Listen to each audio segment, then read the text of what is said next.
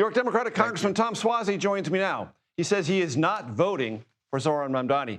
I want to read to you something you're familiar with, but my audience might not be. A recent social media post of yours, Congressman. I'm a Democratic capitalist, not a Democratic socialist. I endorse Andrew Cuomo.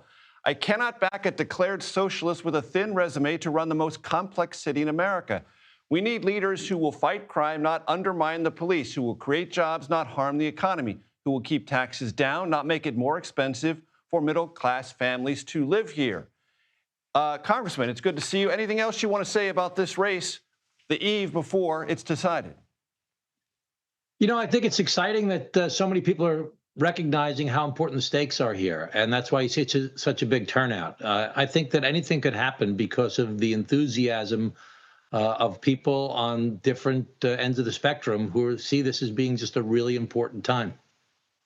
And if you were to be asked, well, isn't Cuomo a kind of legacy politician, same old, same old? Yes, he's experienced, but some of that experience is tainted by scandal or underperformance. What would you say? I'd say Andrew Cuomo's not perfect, and he's got his flaws. You know, I've had my battles with him over the years, but I think that he's got a record of experience that shows he can get things done.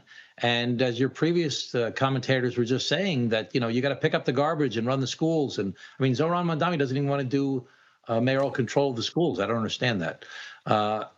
We need somebody who's going to run the city in an effective way. And Mamdani, I think, has been successful, much like President Trump, because he recognizes everybody's economic insecurity. Everybody's freaking out about the cost of living. That's the #1 issue in New York. It's the #1 issue in the country. And Trump and Mamdani both tapped into that.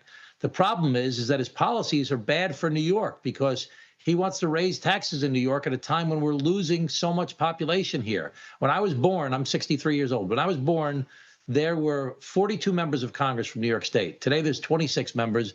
Next census, it's going down to 25 members. And that's a problem we're having in a lot of Democratic areas throughout the country.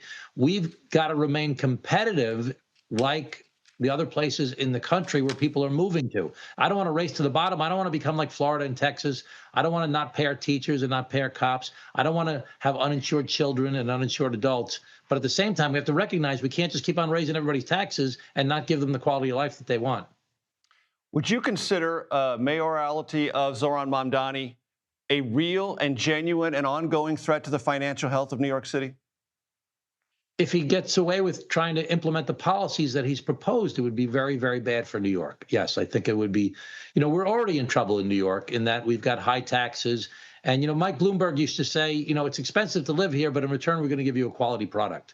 So over the past, 10, 15 years, we've kept the high cost, in fact, increased the cost in some respects, but didn't give the same high quality product. We've got to give the high quality of life in New York City and New York State and try and keep the costs down for people, because that's what everybody's concerned about, are the costs. Congressman, I saw some information this morning that the fund that trades in city and state, municipal and state bonds has gone up 3% since the Democratic primary made Zohran Mamdani the nominee. And the traders were saying the reason for that is because so many things put in place after the near bankruptcy of New York City in the 1970s, the control board, fiscal guardrails, debt limit, balanced budget requirement, the governor and the legislature have to approve tax increases, all reassure them that whatever Mamdani promises, he's probably not going to be able to do.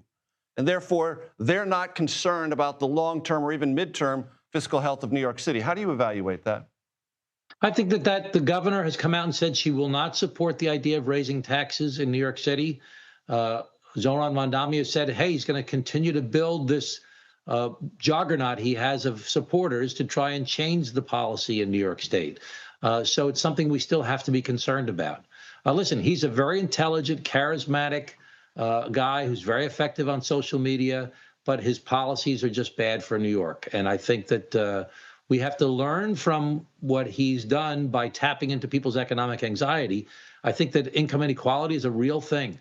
I think that, I'm for raising the taxes, but do it at the national level, not at the state or city level where we're chasing people and businesses out of our state. The minimum wage in America is $7.25 an hour. It's way too low. Let's not raise the minimum wage in New York. Let's raise the minimum wage throughout the country so we don't make it less attractive to live here or to do business here. We've got to figure out how we can provide people with an enhanced quality of life without making their bank statements down to zero. New York Democratic Congressman Tom Suozzi, I appreciate your time, sir. Thank you. Thank you.